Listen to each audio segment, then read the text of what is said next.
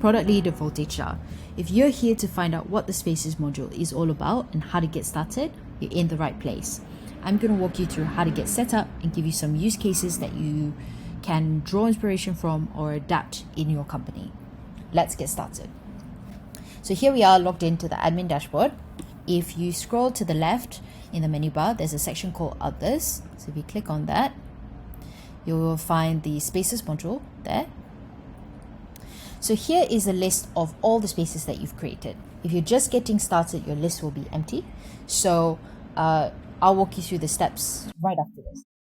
Let's start first with, what is Spaces? A space is essentially any room, building, facility that you want to track the current occupancy of. So for example, you can set up a whole building as one space. So how many people are currently within a building or are clocked in or checked into the office?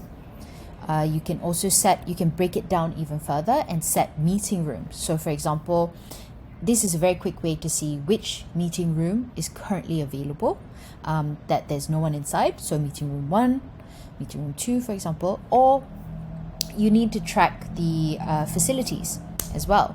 So this is super relevant in current times. We do need to track how many people, for health and safety reasons, how many people are currently in a space. And you might also want to limit the number of people that are currently that can fit in a space as well. So let's create a new space.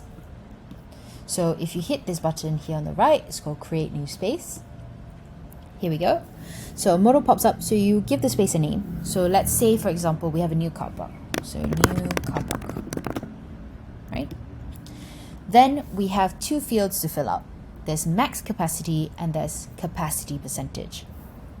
Max capacity represents the total, without social distancing, without anything wrong with the facility or space, how many people can maximum fit in this space.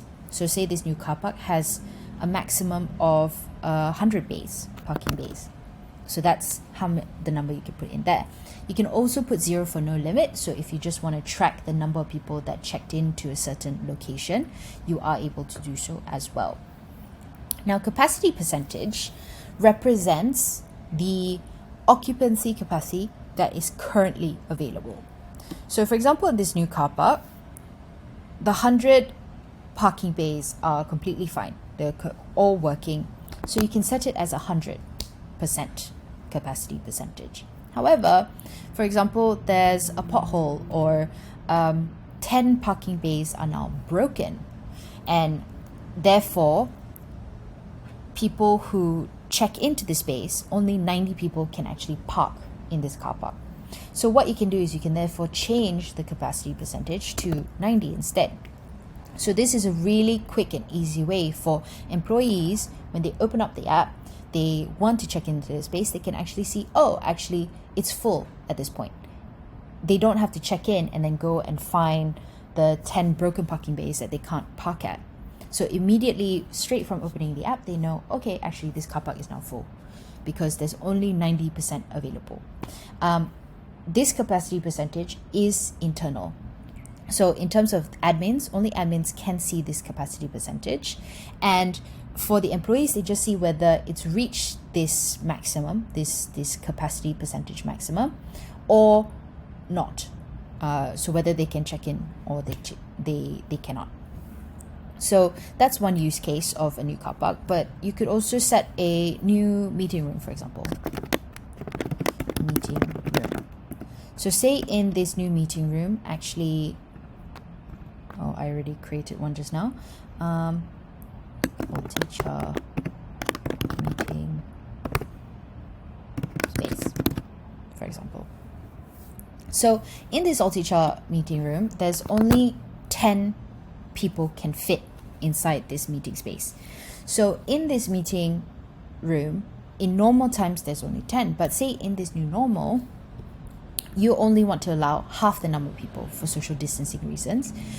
So you can actually put 50%, and the system automatically only allows 5 people to check in at any one time. So this is one way to use it. Say everyone has gotten vaccinated and we're back to 100%, then you can just change it back to 100% later on. Let's leave it at 50 for now. Now the next section is reminder to check out.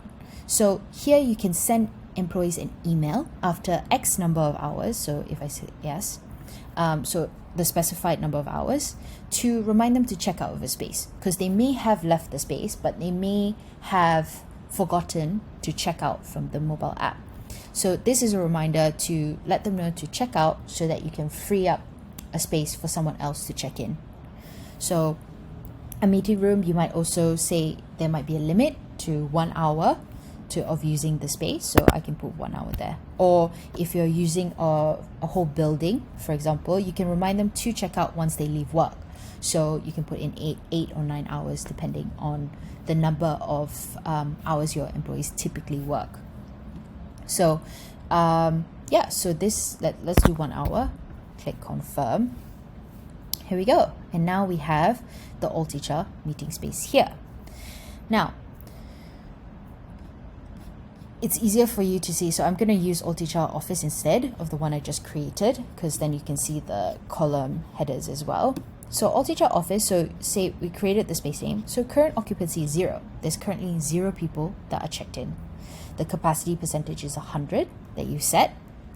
And the maximum capacity is 15.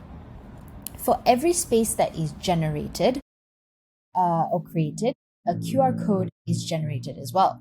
So there will be another video in altHR Academy on how to check in as an employee and how to check out as well. For now, we're focusing just on the admin side of creating a space. But what this QR code does is you can display it. So you can display it as a, if you have tablets in your company, because you can change it. For example, you can change which QR code is rendered. Or if you click download, it will also download a PDF that you can print and put. So you're going to altHR Office, for example, you can print this PDF and put it up in front of the door before the person goes in. They do have to check in, for example. So let me show you what it's like when I check in from the mobile app. Again, I'm focusing purely on the admin side, so there will be another video in altHR Academy on how an employee can check into a space. So if I go into spaces, and this is altHR Office, so I'm gonna check in, and now I'm checked in, right? So I've done this on the app. Again, another video will be up. So let me just refresh. And now, as you can see, the current occupancy of altHR Office is 1. There is 1 person that is currently inside. And if I check out right now on the mobile app, so if I refresh, and now altHR Office current capacity is now 0. So it is real time, essentially, of when someone is checked in and once they've checked out. If you see this button here, edit, so if you click on edit, you can, again, all those configurations that you set just now when we created a space, you can edit it. So for example, if social distancing is put in place, I only allow 50%, confirm. And that means only 50% can check in at one time. This button here with the box is to archive the space. So if you no longer require this space, you can archive the space. And let's archive this meeting space, for example. So do you want to archive? Confirm. And at the top here, you can see all your archive spaces. So if I click on that, as you can see, there's an altHR meeting room, altHR meeting space, for example, and I can restore it. So if for whatever reason I have a new altHR meeting room, I want to use the same name, for example, I can choose to restore.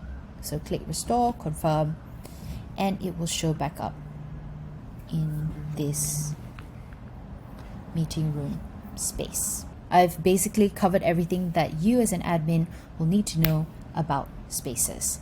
Thank you very much for being an altHR customer.